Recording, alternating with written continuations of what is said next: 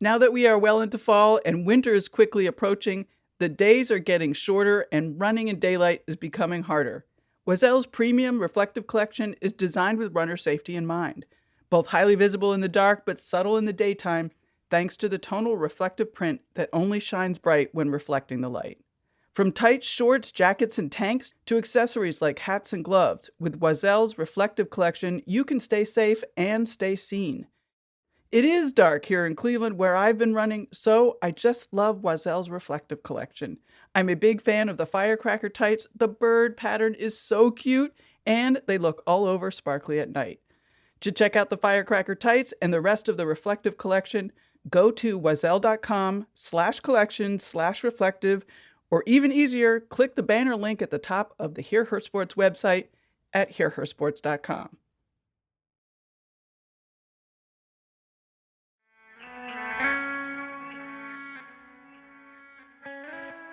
Welcome to another episode of Hear Her Sports, a female athlete podcast for all things, female athlete. I am your host, Elizabeth Emery. Each episode shares a conversation I've had with an absolutely amazing female athlete or woman in sport. We always cover so much ground, from training, nutrition, and psychology to science, research, mental health, and coaching. Joining me today is Dr. Kate Ackerman, who works collaboratively with experts all over the world advocating for the health, well-being, and performance needs of female athletes.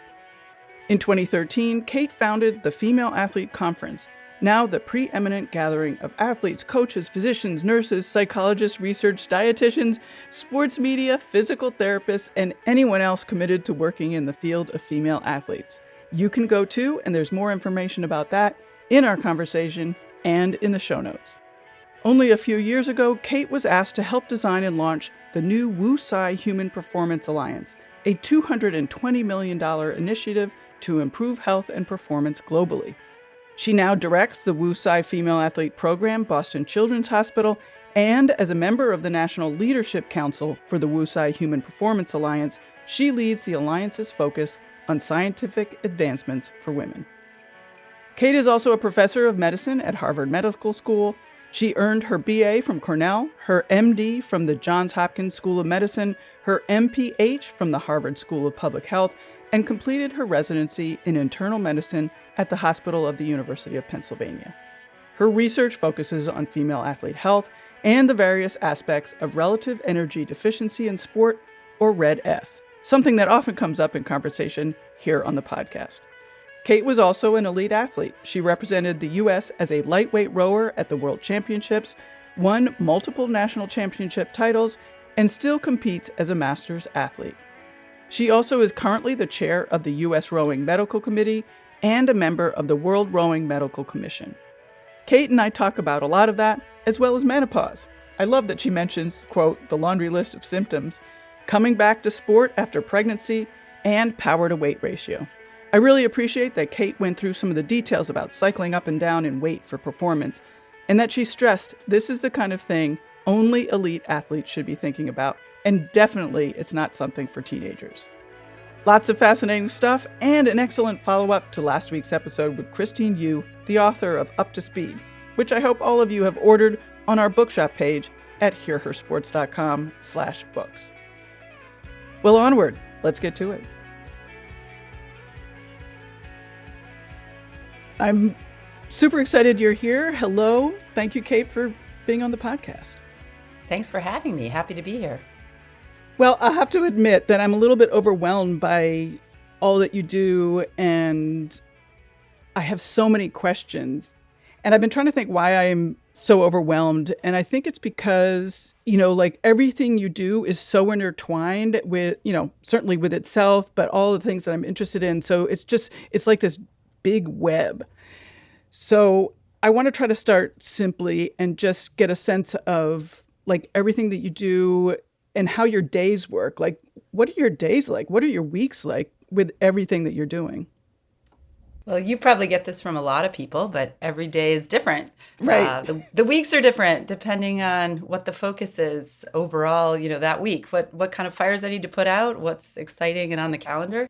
But typically I see patients 2 to 3 days a week, and I do research 2 or 3 days a week. So already it's like 50-50, but it may shift depending on the week. I do a lot of female athlete advocacy work. I'm very involved with our female athlete program at Boston Children's and with the Tsai Human Performance Alliance, which I'm sure we'll get into. Yes. And the head team physician for U.S. rowing. I do some work with the International Olympic Committee, helping with relative energy deficiency in sport, education, and research. And then I also work with the U.S. Olympic and Paralympic Committee with their Women's Health Task Force. So it really depends on the week. I'm all over the place. I do a lot of traveling, but it's been fun. And like you said, I do try to make it intertwined. So maybe I'm just a spider and it's all one big web. Right. Well, you touched on a bunch of stuff I want to talk about. So first, I'm interested that you are still seeing patients. I wasn't sure how often you were seeing patients. So how does that process work? I mean, how do patients connect with you? And, like what kind of female athletes are you seeing? So it's funny, we work at Boston Children's, but I see patients of all ages. And actually, my oldest patient right now is an 84-year-old man who I've been seeing for years since my endocrine fellowship. So we make exceptions, but we do see women across the lifespan in sports medicine at Boston Children's. And people can get a hold of me via that website through my scheduler. And we have other members of our female athlete program. So we have other physicians, we have sports psychologists, we have social workers, we have a fantastic female athlete program physician assistant who's really my lifeline along with my scheduler. And we have a female athlete program fellow. So we're training other physicians to come into the fold. And we have a group of sports dietitians who are excellent as well. Let's go to the female athlete program then.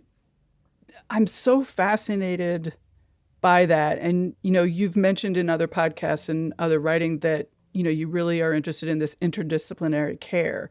So can you describe more about the female athlete program and how does that actually work if you come in as a patient? Sure. So we launched it in 2013. There really, in my mind, was a need to be treating the whole patient and not just focusing on one joint or one injury, but seeing the patterns and sort of the risk profile of different athletes. And I felt that the female athlete was not getting looked at in the right way. So I have this sort of patient, I think, in my head when people ask me this question. So this was a young woman who was a college student. She was a runner. She'd had an eating disorder. She was having some GI issues and feeling depressed after her stress fracture.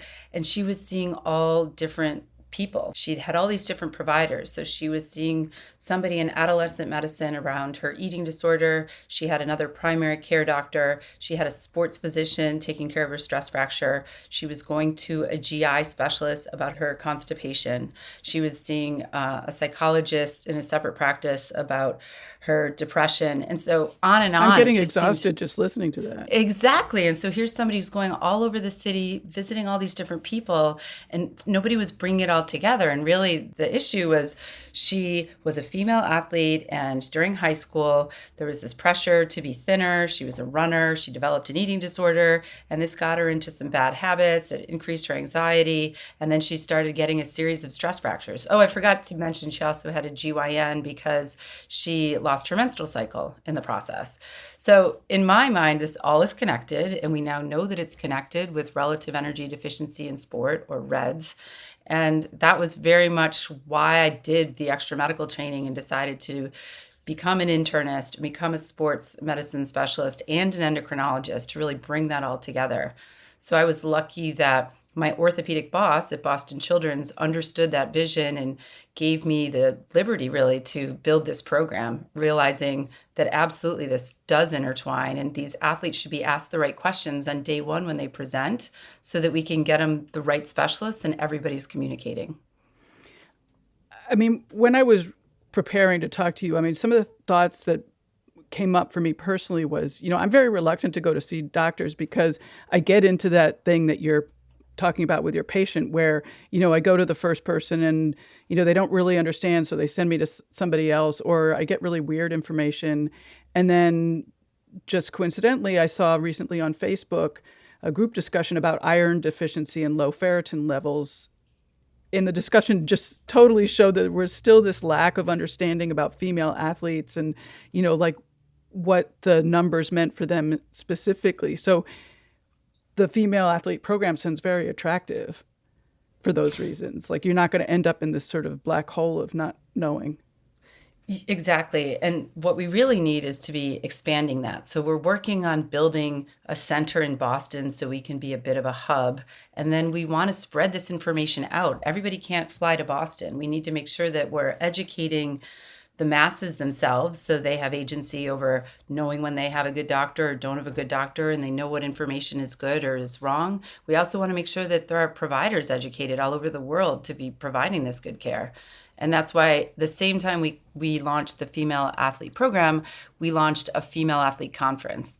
And that really is for athletes, for coaches, for athletes' parents, for physicians, dietitians, therapists, you name it.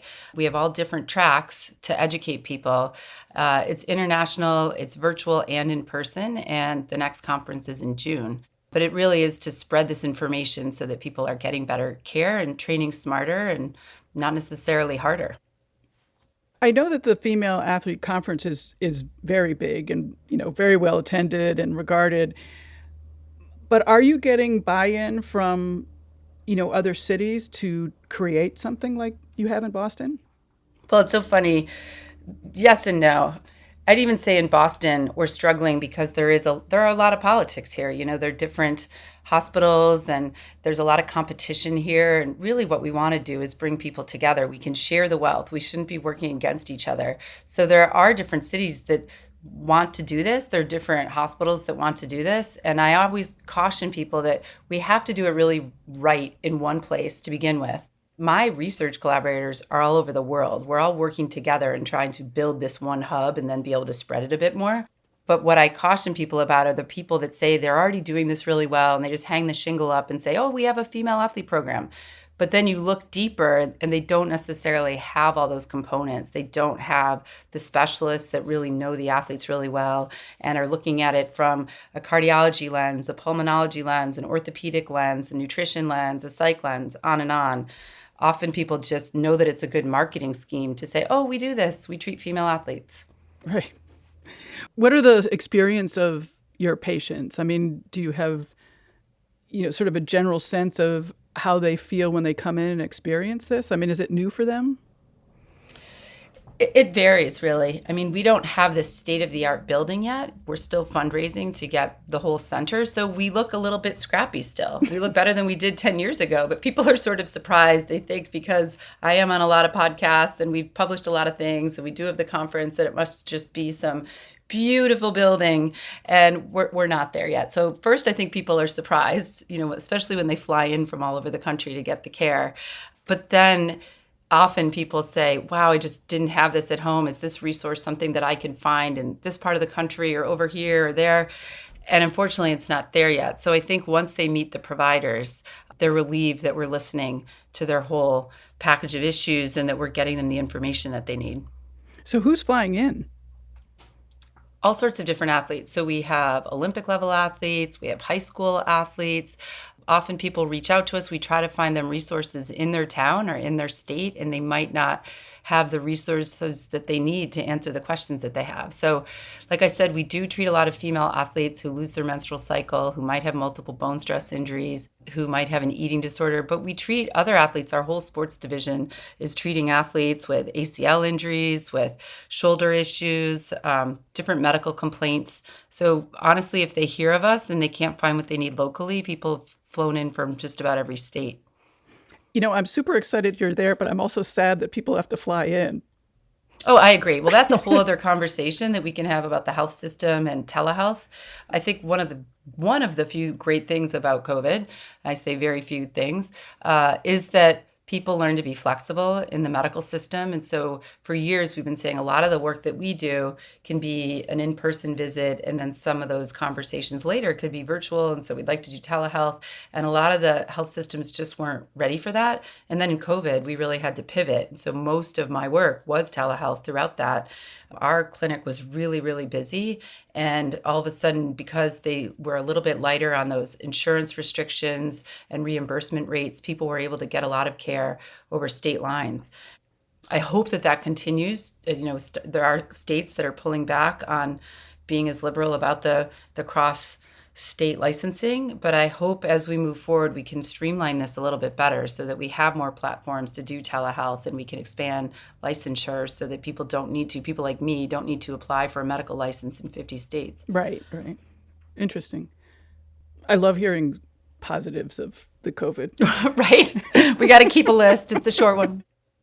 So let's talk a little bit about the Tsai Performance Alliance and how does that fit in with what you're doing at the Female Athlete Program, or does it?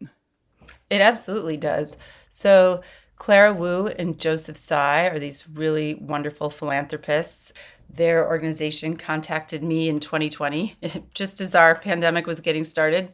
And basically, they were wanting to build a group that was really an alliance, that was this collaborative group at different powerful institutions where people could focus on human performance and focus on healthy people mostly. So looking at athletes and thinking, could we discover different biological principles to really optimize human performance? And then when we find that information, can it then catalyze more innovation and be able to trickle down sort of to the masses? So rather than discovering things based on the disease state, really studying sports and exercise and elite athletes to really see what happens in terms of tissue regeneration, in terms of molecular findings. And so some of that sounded really lofty, but the important part for me and where I came in was that I'm a physician and I'm studying women and I'm taking care of women.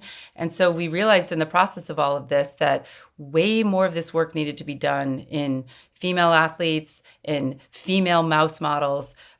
So it's been neat to be sort of the female voice in this group to remind all of my collaborators, hey, we need to, no matter what cool thing you're discovering, make sure that we're thinking about the female hormonal milieu. Think about what is happening to women. We can't just keep studying the men and the male mice. One of the things that I hear quite a bit on the podcast, but also when I talk to people who are not guests that I meet about the podcast and what I'm doing is, a lot of females still say that they're not athletes, in quotes, or they don't do sports. Like, how do you, since you talked about the research that you're doing sort of trickling down to sort of normal people, like, what are your thoughts about physical activity versus sports versus exercise? And how does the elite athlete relate to people who are not elite? Well, I think everybody can be an athlete, and there are varied definitions. So there was a paper that actually made it easier for us in the research world. Some of my collaborators wrote this paper defining the level of athlete. So you go all the way from the most elite, the gold medalist at the Olympics, down to somebody who's maybe a person who works out 3 times a week and plans to compete in a competition during the year. That's a pretty low bar. That's when you start to talk about us masters folks. So anybody who wants to be physically active is really somebody that we'll see. I don't tend to treat people that I'm trying to motivate to move their body. The people that I treat are usually people that are maybe getting in trouble for over-exercising or not training appropriately. But I don't think it needs to really keep any population at bay when we're talking about treating an athlete. Really, we're talking about physical activity, which is another form of really healthcare. Encouraging people to be physically active is a really important thing for us all to be doing. And so I think it does tie in. I think when we see somebody who's at the elite level, we're learning about really good quality tissue and somebody who's really doing a lot of exercise on their body, and we see what effects that has. And so some things, even though we're saying, okay, we're not really studying a disease state, we know if you work out that much, it is certainly possible that you will get a tendon tear or a ligament tear. And so then how can my colleagues who are studying tissue regeneration focus on that person who's otherwise really healthy to help heal that tissue? Well, if we figure out some of those things, that's absolutely going to trickle down to the masses. And I think that's where it's exciting and it can apply to everybody. The other connection I like between the Wu Tsai Performance Alliance and the Female Athlete Program is this really collaborative, as you said, interdisciplinary work that's happening in both. Yeah. I mean, we have 6 institutions that are the main leadership institutions here. So it's Boston Children's, it's Stanford, it's UCSD, Salk. Oregon, and Kansas. And those were all picked for different reasons. These were institutions that were doing work in human performance and or had close ties to the donors. And we've identified people, and they've identified people at each of those institutions that really can contribute to the alliance. So we are doing projects together, but we also have opportunities for agility grants. So picking people in other parts of the world who are doing really good work and giving them some extra funding and bringing them into some of our projects. So it's identifying the people that are interested in this space to help move things along faster. I bet that's really fun. It is. It's so fun because we can pick the people that we've heard of and pick up the phone or write them an email and say, hey, this looks like this would apply to you. I mean, I very much like doing research that is collaborative, that is interdisciplinary. And I was already doing some of that work with some of my friends in the UK and Australia and Canada. And this really just gave it a huge boost because now we had more funding to do more of the things that we wanted to do. And then we got to bring in more partners.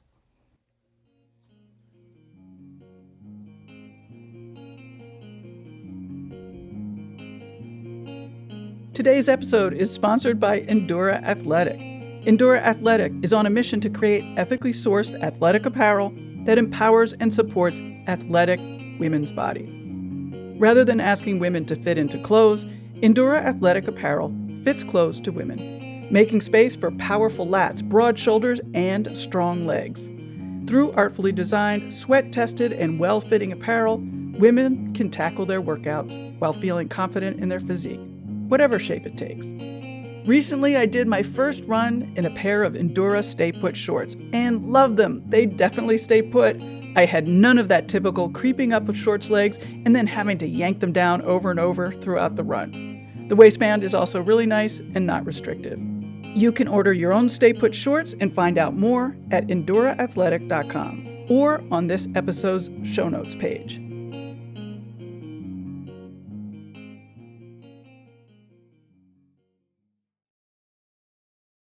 Hey there, my name is Michael Laminato, and this is Pit Pass F1, a brand new podcast that'll take you closer to the action of the world's most prestigious motorsport. From Monaco to Miami and Australia to Azerbaijan, Pit Pass F1 is on the ground and has you covered. Esteemed F1 journalists Julianne Cerasoli and Chris Medland will take you inside the sport every round. They'll keep you up to date with the latest news breaking in Formula One and the most influential views shaping the world of Grand Prix racing.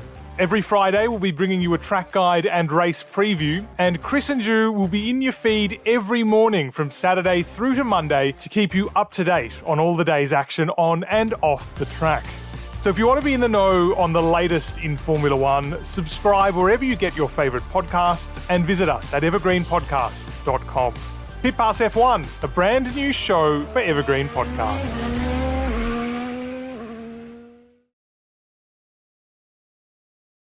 And now, let's get back to Dr. Kate Ackerman, founder and director of the Tsai Female Athlete Program and the Female Athlete Conference. That conference is coming right up, both in person and virtually, so be sure to sign up at femaleathleteconference.com. One of your areas of specialty is REDS, and it's a common topic that we've touched on at the podcast. You know, here we are in 2023. Is the word getting out? What changes are you seeing in your practice and your patients? And I think you mentioned that that was the area that you're specializing in rowing. Is that true? Did I miss something?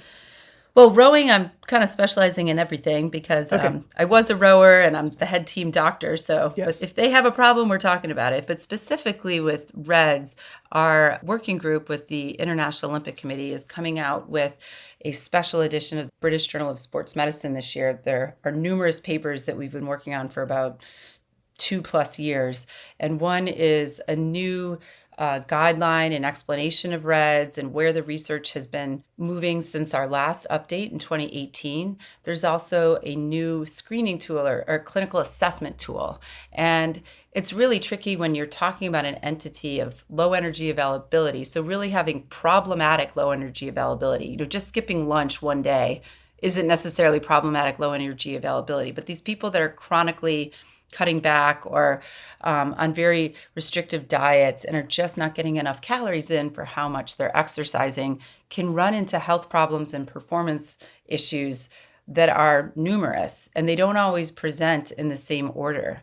So we used to talk about the female athlete triad, which is a subset now of REDS, which is that combination of low energy availability, menstrual dysfunction, and poor bone health. We know that that still happens, but we also know that having low energy availability can affect reproductive function and bone health in men. And in both women and men, you can have cardiovascular effects, GI effects, all different systems. So we're learning more and more about that, and it makes it hard to screen for it. What we needed to do is really come up with an easier, useful clinical assessment tool so that coaches, physicians, athletic trainers, athletes themselves could identify some of the symptoms. And so our research component of that is finding the markers, finding additional markers to demonstrate that someone is in a state of REDS, but also to make it easier for the non-researchers just to identify when they might be running into trouble and when they should get some medical attention. Do you think coaches, not necessarily college coaches, although, let's include college coaches, but high school coaches and middle school coaches understand this issue and understand the possible dramatic effects and dramatic long-term effects of not eating enough, basically? I guess what I'd say is not enough coaches understand this. I continually am surprised at how few people know about this. We're in a bit of an echo chamber because we're talking about this topic. You've had people on your podcast. I'm surrounded by providers and researchers who understand this topic, but I get emails literally daily from people saying, hey, I heard about this thing, or they describe the exact symptoms and they're saying, I don't know what's wrong with me, or I'll be asked to come speak to a team because all of a sudden this whole team is in a rut. So again, that was what really was the impetus for our conference 10 years ago. Was I was jumping around giving so many lectures to college programs, to high school programs. As I was building up more of our practice and trying to get the word out about our program, I was really shocked that more people didn't know about it. So now we want to bring those people to Boston to the conference or have them sign up virtually. I think a lot of times the coaches don't think that this is something that is their concern, that that's something that needs to be handled by the medical people. But the environment that somebody's training in very much can drive people into low energy availability. So coaches need to look for it and they need to make sure that they're not inadvertently causing it. Yeah, oh, totally. And I think what I find interesting about REDS is that it can be non-intentional. I mean, people who think that they're eating well, and I'll put myself into that category, we can still mess up. Absolutely. A lot of our ultra endurance athletes, I use the example of heavyweight male rowers. They eat a lot of food. And so if they're changing their training from 2-a-days to a training camp where all of a sudden they're doing 3 or 4 sessions a day, they frequently can't get enough calories in for how much they're training. And often when people are exercising a lot, it actually decreases your appetite. So people have to think about fueling and make it part of their training. And a lot of people think, oh, I'll just go off of hunger cues, but those hunger cues may not be keeping up to what the athlete actually needs. Yeah, I mean, I'm actually sort of a big, advocate for intuitive eating, but it doesn't always work. And especially stress rises and then all of a sudden, you're not getting any of the cues. Exactly. And people who have had disordered eating in the past often will have a lack of proper hormonal signaling to give them that appetite that will help them to eat. But the exercise, again, like I said, can actually suppress that appetite. So the intuitive eating, when you're talking about an athlete who's burning a lot of calories, just isn't going to cut it very often. So what are the tools that you're using, the athletes that come into you who are not eating enough? That, and let's take an eating disorder out of it. So it's just simply they don't know what they're doing.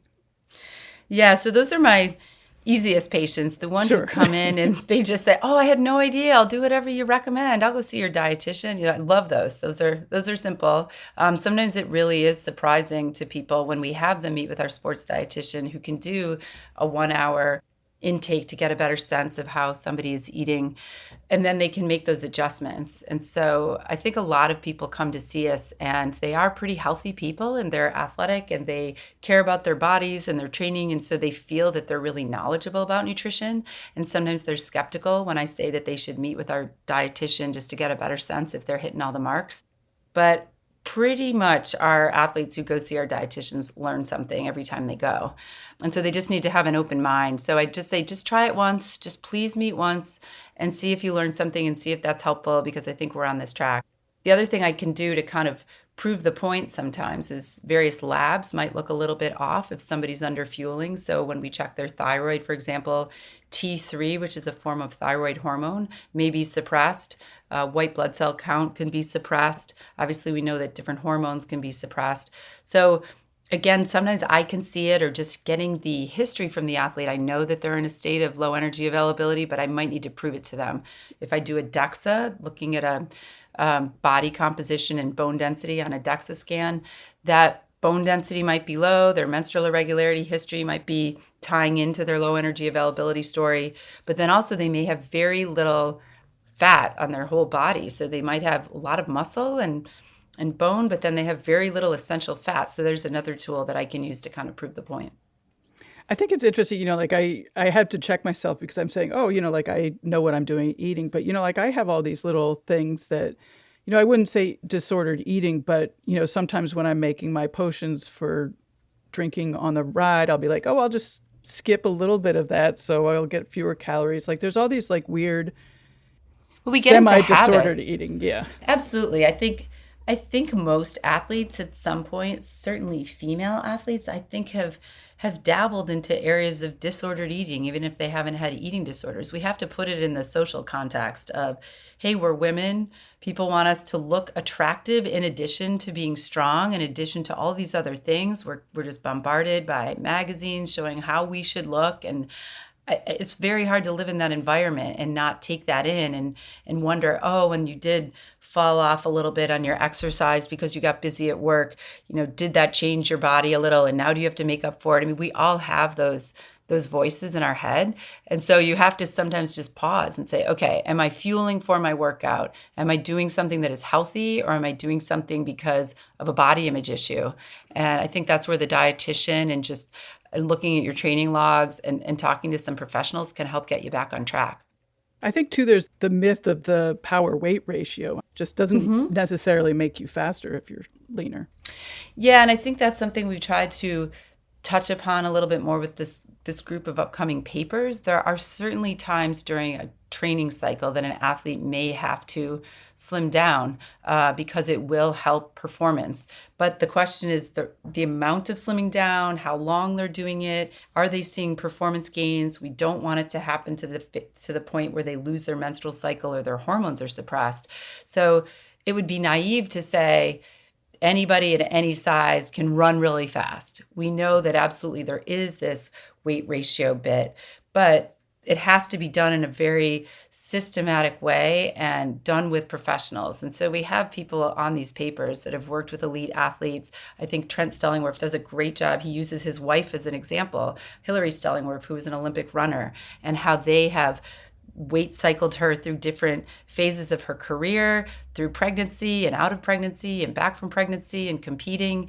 There are ways to do it in a more thoughtful way rather than just making blanket statements about never worry about what you eat or never worry about your size, because of course sometimes you will see benefits in running, but you don't want to do it to the point that it's now causing detriments. And just looking at somebody on the outside and making a judgment about whether they have an eating disorder or whether they're too overweight for their sport is ridiculous, because people perform at their peak at different sizes, and we have no idea what's going on with someone. We're just looking at them from the outside. Are you saying that some athletes are cutting back to lose weight, like short period before performing, before competitions? I'm saying when we're talking about elite level athletes who are performing, that there might be times when they get slightly lighter. It's hard for them to do. I mean, you have to be pretty disciplined to be at just the right weight where you perform the best. And if you overdo it and you drop even lower, then your performance is going to tank. But if you eat liberally and then you're way over your set point where you perform best, you don't want to be at that weight at the Olympic final. So I'm talking about very gentle weight cycling, not huge extremes, but gentle weight cycling that's done in a professional context when you're an elite athlete. This is a total different conversation when I'm talking about adolescents. We don't want our adolescents to be dropping weight as they're going through puberty and getting more and more into their sport. We want them to get skill acquisition, to have the benefits of teamwork, and then improve their performance over time without focusing much on body image.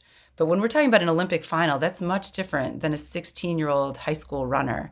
And that's where I think people sometimes try to relate to the elite athlete without having all that other background experience of training and sports physiology and nutrition. And so they still need to learn how to be an athlete before they get to that stage. Well, the elite Olympic athletes are also, that's their job. Exactly. It's their job. And unfortunately, I'm very grateful for some of the elite athletes who've really come forward and talked about their eating disorder struggles.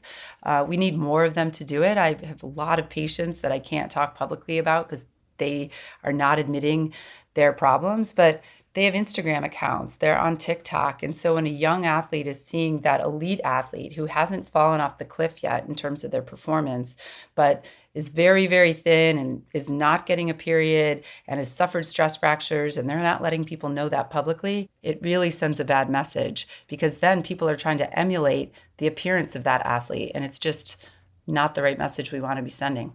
Right. I want to switch topics to older athletes. And Yes. We are similar in age, and I know that you're starting to get into... So you're also 29. Happy That's right, birthday. exactly. And 29 is hard, right? No, so 29 was great. Who knew? 29 was We'd only great. known. I know. I wish somebody had told me.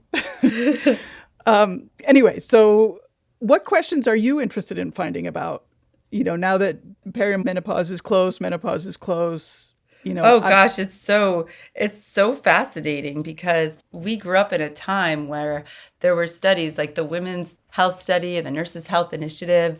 Or I always say that backwards: Women's Health Initiative, Nurses Health Study. But these were great studies that started at Brigham Women's Hospital in Boston, a Harvard teaching hospital, and then were multi-center. So I remember my mom being in those studies because she was a nurse and she was doing the branch of that study as a participant when we were living in Buffalo, where I grew up. And these studies were looking at different things like your diet. Do you remember when everybody was on fat-free diets? My mom was in that arm of it. It's like, through menopause, like try low fat, and basically people gained weight. Or, hey, why don't we try a branch where people are on hormone replacement and a branch where they're not? And so in those studies that then in the early 2000s, everybody got nervous and said, oh, wait, we shouldn't be doing hormone replacement because that can be bad for women. And so everybody then was nervous about hormone replacement for years. And it turns out when they did subset papers off of that and looked at the subset of women that were in those projects, it was the women that had started hormone replacement about 10 years after they'd gone through menopause. So very different population. Those were the folks that were having problems if they were sort of hormonally naive for 10 years and then they were started on estrogen replacement. Those are the ones who had some cardiovascular side effects. But we didn't really learn anything about, well, what about the women who start on hormone replacement right as they're going through menopause? And so now there's this whole new wave of people saying, hey, there actually may not be a big issue if you don't have other health risks to go on hormone replacement. And can we study this? And can we see what happens in terms of performance or maintaining muscle mass? So I'd say the whole menopause society and OBGYNs have been sort of shifting the conversation in the last few years. And I'm really fascinated to see how that will translate for our female athletes, because we are just a population of people that really haven't been studied. So I'm excited to see what happens with HRT and with exercise and performance and body comp and mood and all sorts of different things that women experience through menopause. I don't want to get too personal, but have you started hot flashing? Oh, yes, ma'am. Yes, go for it. It's terrible. I'm an open book. Yeah. It's really terrible. Or it was for me. It was terrible. Well, what's been interesting to me is that my teammates and I've talked about this before, we're all 50-ish. And so all of a sudden, all of my friends and I started texting each other. And some are doctors, some are athletes, all these different people. And we're texting and say, well, what do you know? What did your doctor say? And it was this black box. And even as I have a lot of international friends, finding out what the recommendations were in different countries were slightly different than what we are hearing from our physicians. And so, of course, then my friends started looking to me and saying, well, Ackerman, you're the person who went to med school. You're the one who's actually treating female athletes. You better get on top of this. So there's certainly a personal desire to figure more of this out. And it's been interesting to talk to my friends who have all been experiencing different symptoms. Because when we talk about menopause, there's this laundry list of things. And historically, women have been made to feel crazy because they talk about these different things, but they're not necessarily consistent from one woman to the other. You know, one person might be complaining of not sleeping well at night. Somebody else is talking about hot flashes. Somebody else is talking about vaginal dryness. Somebody else is talking about memory loss. It doesn't mean you have to have all the symptoms, but they are all related to menopause and this lack of estrogen. I also have found it interesting that I'm convinced that I'm still have some hormonal cycles. And yes. And it's just weird, you know, like I'm not menstruating and yet still I'm having PMS basically. Well, I mean, our husbands have PMS, you know, everybody has a little bit of PMS, but in general, the problem is, or not the problem, but the thing that makes it tricky is just because really the definition of menopause is 12 months without a menstrual cycle. But that doesn't mean that everything has completely shut down to zero levels. There are still some levels of estrogen and testosterone and progesterone that just might not be enough to build up an endometrial lining, maintain a lining, and then slough a lining. So that whole phase of menopause can drag on a little bit. That perimenopausal phase can be a little tricky. I have friends who've had 11 months without a period and then surprise. So it can drag on longer than you might think. Since there isn't that much research about older female athletes, I mean, what do you recommend for your friends? I mean, what are you doing yourself to sort of, I don't know, sort of keep track of this stuff or make it like come up with a solution of some kind? Yeah, so where we are right now from a research standpoint was just to look through the research that applied to women who are physically active. We talked about that definition earlier of athletes. So we use this tier 2 level, basically people who are training at least 3 times a week and with an intention of racing or competing at least once a year. So pretty low bar. But using that level, we looked into studies, and there were only about 24 papers addressing women and athletic performance or health who were defined as being that kind of level of activity. So what that taught us was, okay, this is kind of a boring systematic review because there's just not a lot out there. But then we've been bringing a group of people together, trying to get voices from different stakeholders, essentially, so OBGYNs and endocrinologists and athletes who are in menopause, and finding out what is important to them so that we can define our research agenda. Just looking at some simple things to see what kind of hormonal changes happen with somebody who's on HRT or not with one type of exercise session. Then longitudinally following different groups and seeing what happens in terms of maintaining muscle or how much their performance maintains or falls off endurance-wise or strength-wise. We're just at the beginning of that, and that's going to take a little bit of time. But when I talk about what do I recommend to my friends, I obviously want them to go to their doctors who are endocrinologists or menopause specialists or GYNs and get some information, and we're all kind of comparing notes. And I think everybody's making different decisions, which has been interesting. You know, I certainly have friends that are somewhat a little bit more dubious about taking hormones or even the medical profession, and they're trying their own herbals or their gummies. And then I have other friends who are going and getting transdermal estrogen and oral progesterone so that they're taking a form of HRT. It's across the board. And all I try to do is send people information, and we're kind of all working it out together. It's a little frustrating. It is. I mean, I think there are certainly organizations that are putting some information out there. Certainly the Menopause Society is a good place to start, which has evidence-based guidelines. And the guidelines in general say treat the symptoms. But you're absolutely right. It's frustrating for all of us because A, there's not one answer that's obvious. B, there are a lot of people that don't feel comfortable talking about this and they haven't gotten educated. So doctors who just say, I don't know, go see somebody else. And then we also have a lot of gaps in the literature. There's a lot of questions. And so we kind of feel like guinea pigs. Right, exactly. I mean, this goes back to one of your, I don't know, your missions is just increasing the amount of research being done with women. Mm-hmm. Has that been changing? Slowly. I mean, we're certainly doing more research in women. I think, back to the Tsai Human Performance Alliance, this was fun to be able to reach out to friends that I know, wow, you're doing great work and you're applying for grants and they're getting turned down. Well, guess what? Go for it. Here's a check. You are part of the alliance and we want you to study this. This is your wheelhouse. So research is getting done now because we are trying to work together to do it. But the funding mechanisms, I say all the time, we can't rely on Clara Wu and Joseph Tsai to just be the funding mechanism for everything. We need to have more NIH funding. We need to have more Department of Defense funding. There needs to be a lot of other funding sources, other philanthropists, and people need to be prioritizing this. I want to talk a little bit about money because I know you have your TED Talk and you talk about investment, and you just talked about investment. Why is it so hard, or in your experience, why has it been so hard to find people who are willing to, companies who are willing to put in money into women's sports? I mean, I guess I could use my feminist answer, which is because a lot of these organizations are run by men.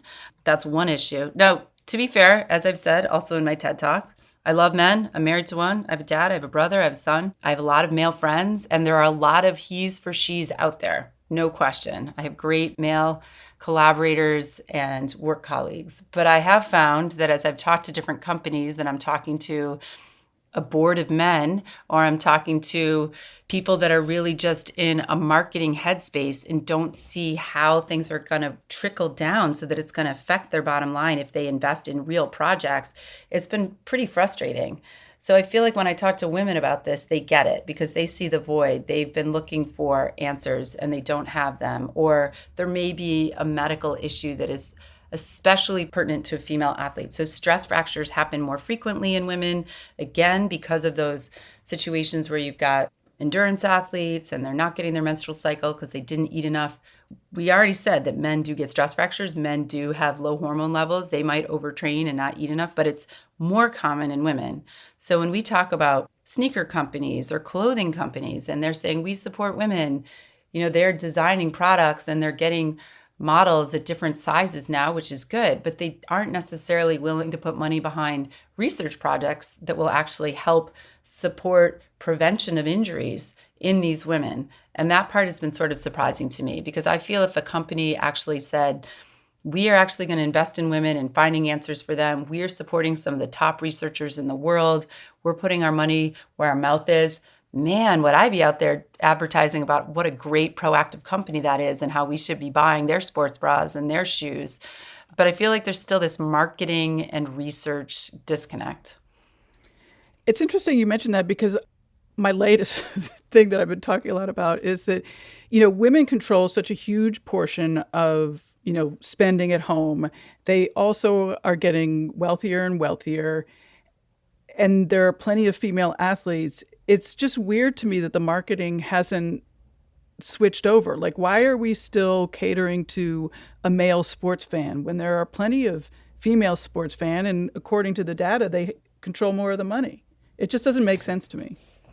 I don't know. I have literally been in front of boards of some of these companies and they've told me that they don't get it. It's a direct quote. We don't get it. We're doing great things for women. And then when I explain where that disconnect is and how the athletes and even their elite athletes that they might be sponsoring are asking questions and are wanting more and believe in this kind of investment, they've said they think they're doing enough. So something is lost in the message. It isn't a priority enough.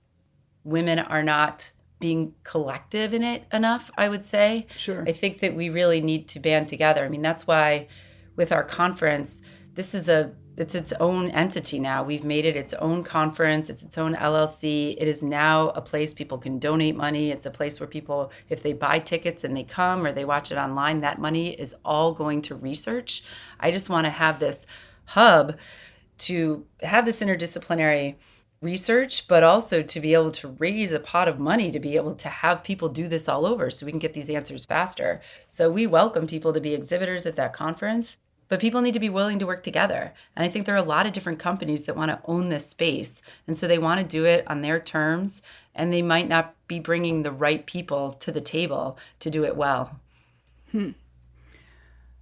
I'm still surprised also about the gap in participation for girls versus boys. In what sense? That there's the dropout rate? Well, there's the dropout rate, and it might have been on one of your talks that 40% of teen girls are not actively participating in sports. Mm-hmm. And, certainly the Women's Sports Foundation has found there's far more opportunities still for boys, young men, than there are for girls and young women. Yeah, I think there are many factors to that. One of the things that we see during adolescence that a branch of our group is exploring is this athlete resilience and how we support an athlete through an injury. And certainly males get injured as well. But when we talk about female athletes, one of the issues is the ACL, the anterior cruciate ligament in the knee. And women who are doing the same sport as men have a higher rate of ACL injury. An ACL injury could take you out for a year. And so if you have a female athlete who tears her ACL, immediately she's taken off her team. She's not able to participate. So she's losing her athlete identity. She needs to have surgery. She's started into physical therapy. So 6 months to a year maybe before she's back to that sport. And I've seen a lot of athletes just say that's too hard, or they don't get all that support. In our program, we make sure that they're getting psychological support, that they have access to sports nutrition, that they are doing a really good rehab program. But not everybody has that. And so they might just be told, oh, you're done, or you're out for the season. And the coach may have somebody else who's a superstar and not keep them involved and engaged in the team.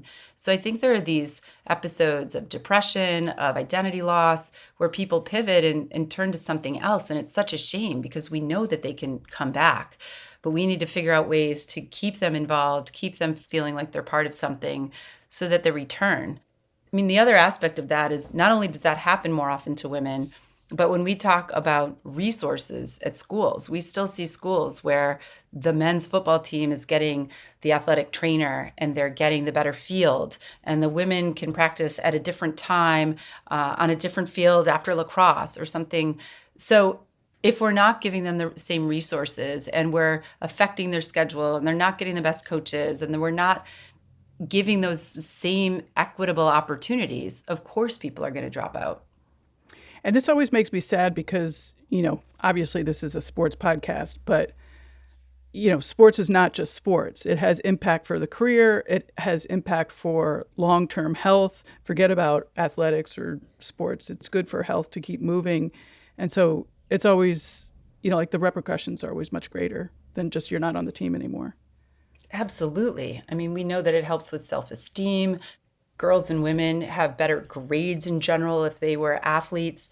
It's so funny. When we were growing up, people used to talk about the quote unquote dumb jock. Well, it turns out the people that were in sports who really were athletic learned discipline, learned how to manage a schedule, were able to focus better. So in general, female athletes are doing better than their non-athletic counterparts when you talk about graduation rates. And then these are the same women that are more likely to end up in the C-suite. It really... People who get through sports and get through that hard environment, which does require some nurturing, but also requires you to be tough and resilient and to accept and push through and learn how to manage wins and losses. I think that just sets you up for life and how to cope and do well in your profession as well. To wrap up, do you have any recommendations for athletes who are not in Boston, female athletes who are not in Boston, maybe things that they can do for themselves relatively easily? Well, obviously, I'm going to pitch our conference again, of course, because they can certainly watch that with our virtual approach. I think there are different things that we're trying to develop that are already out there. So as part of the U.S. Olympic and Paralympic Committee Women's Health Task Force, we are going to be working with the English Institute of Sport and the Australian Institute of Sport on more handouts and more virtual learning. Some of that is posted on our website, thefemaleathleteconference.com.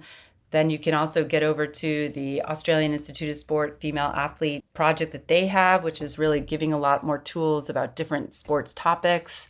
People can look in their area and see if there are people that are women-minded in our female sports clinics and see if there is a different approach. I think we have to shop around and see what's out there, but The nice thing about our conference, my favorite part actually, is just all the networking. The last time we did it was during the pandemic, and so the whole thing was virtual. It was the first time it was virtual. We actually did it online out of my house, which is interesting. And we had one of my favorite attendees was in India, and it was the middle of the night, and we had these virtual networking platforms, and she participated in everything. And it was so cool just to see that we could bring people together from all over the world to find people that wanted to meet with other experts or other groups. And since that event, I've seen people connect and develop their own little niches or start to build their own little programs. That's exactly what we want to happen. If I don't see another patient, but there are 50 providers doing what I'm doing, I would be thrilled.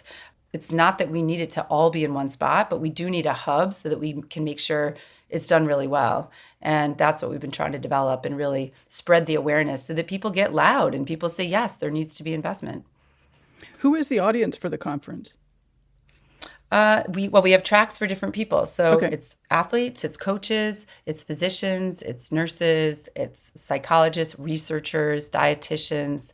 So if you go to the website, you can see that there are different tracks, different pricing for different people. If anyone has any question or is wondering about scholarships, I think we have a few of those left. We really want to make it accessible. Obviously, this is a labor of love. We have this volunteer committee of over 30 people, and it's our favorite time of the year. We do it every other year so we don't lose our minds because it's a lot of work. Yeah. But it's a fun event. One area of athletes that I am finding struggle to continue to participate in sports are sort of that post-collegiate or early family woman. Mm-hmm. Yes. What's your experience with that? Well, so I was at the ESPNW Summit a couple years ago, and a woman came up to me who was bringing up that topic, and she really reminded me about what happened to so many of my friends. I was really lucky that I did not peak athletically in college. I was a late bloomer to begin with, so I really wanted to see what I could do after college, so I went straight into more elite training. But most of my friends who were varsity athletes finished college and then started the workforce. And I think even if you're not an athlete, that first year out of college is really hard. It's a total adjustment to being an adult. And you don't really want to be a full adult yet, because for most of us, college was pretty fun. So I think there's this getting your feet under you of, okay, well, now I don't have this athlete identity, and I'm supposed to be working at least 40 hours a week, and I'm not with my teammates anymore. So there can be this real sense of loss, and then finding what is the next thing, and then understanding, okay, you may not be competing at an elite level. You may not be competing like you were in college, but there might be something else for you. There might be a new group for you to be working with, or you might become a master's athlete. But that transition, this woman at this conference really kind of reminded me about what so many of my friends went through. And they sort of are going through an earlier thing than the elite athletes get later on. We hear about this all the time with elite athletes stopping after the Olympics, like what's next? Well, many more people are going through that experience after college. So I think we need to find ways for people to stay physically active, remind themselves why they were doing it, to prioritize it, not let all the other things in life get in the way. Obviously, it's easier said than done. We all fall off the wagon. I do all the time when I get busy. But to realize that it's there for you again, like you can come back to it. And it's never perfect. I remember I used to be kind of nervous about the idea of someday I would be pregnant and have kids and I wouldn't have time to work out as much. Like I knew I wanted kids, but it sort of scared me to think, like I won't get to work out as much. So there's this one nice thing that happens when you have kids where you kind of forgive yourself for that because the kids are so awesome. But you also have to figure out and get creative about how you can incorporate them into it. You can go running with the stroller. There are different exercises that you can still be doing. You might just be doing something much different than what it looked like. I'm giving you a really long answer, but I'm just thinking about my own experience. I had 3 kids and I had 3 very different pregnancies. My first child, I was able to exercise all the way through and was literally exercising to try to get her out of my body. Because I'm like, you're overdue. Let's do some more biking. Come on. The second one, I had some complications. So they kept threatening bed rest and I was banned from exercising. And then the third one, I was just, older and it was more like the first pregnancy, but I had like SI pain and stuff. So I just had to modify the kind of exercise I was doing. But with all of them, because I think I was an older mom and I'm a physician, I was able to be just a little bit more forgiving about it, to say to myself, all right, this might not have looked the way I had planned, but I'll be able to bounce back. I know that I can, because we have the resources to go to PT, to, find the time to go running with the kids and go to the physical therapist and all that stuff. So I just want to encourage women to realize it's a temporary state when they're pregnant. And we know that women can be physically active during pregnancy if they don't have complications. And we have elite athletes proving that to us. And postpartum, people can get it back, and they just need to stay hopeful, because the sports are not going away. Exercise is not going away. It's always there for us in some capacity. Thank you for that really amazing long answer. I love it. And it also addressed, like why it is so different for women and for men in that age bracket. Yeah. I think there's so many things that can change in our bodies. Our bodies are not the same during and post-pregnancy as pre-pregnancy. And instead of feeling bad about it, we just need to accept it and get the resources to be able to do the things that we love to do again. We're talking about things that were so taboo before, like pelvic PT. Pelvic PT can be immensely helpful. There's so many changes that happen internally with pregnancy, and things stretching out and moving around, and often women need pelvic PT after pregnancy. So even during pregnancy sometimes. So these things can help people get back to the stuff that they love. And we need to give them the resources to know where to find those specialists. Well, thank you very much. I find all the work that you're doing really exciting, and the programs that you're developing is really exciting. Just sort of this new attitude that there are the resources available for everybody. So thank you for that. Absolutely. And I'm excited to just have more people go into this field and be the resources. So thanks for having me to talk about it.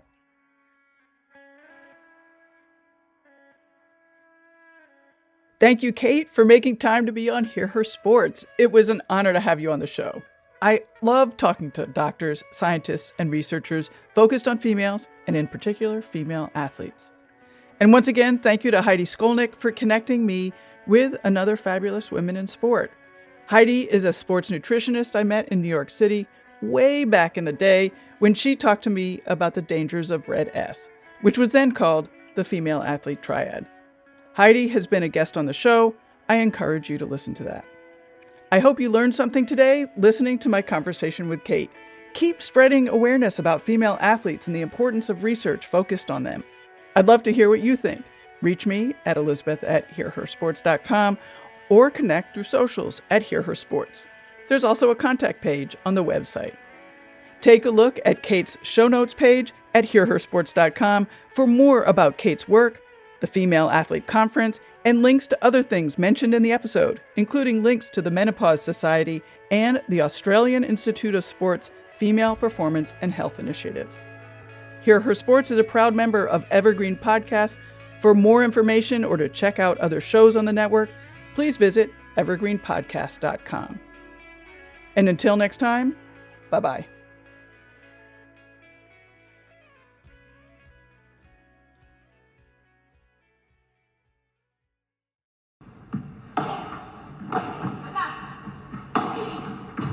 Hey there, and welcome to the Joy of Paddle podcast, hosted by me, Minter Dial, a veteran of the paddle tennis world, and sponsored by Paddle 1969. Whether you're a paddle tennis aficionado, just beginning, or have never even heard of paddle, or padel, as it's called in North America, this is an exhilarating new show that delves into the captivating stories of notable paddle personalities worldwide. In its inaugural season, you'll be treated to exclusive anecdotes, valuable tips, life lessons, and humorous moments shared by esteemed professional paddle players, industry insiders, and passionate paddle enthusiasts. With each season aligning with the Pro Tour, you can anticipate 2 engaging episodes per month. The Joy of Paddle podcast is part of the Evergreen Podcast Network, where you can find other great shows in a number of categories, such as sports, health and wellness, true crime, and fiction. To find out more about Evergreen Podcasts, go to www.evergreenpodcast.com. Vamos!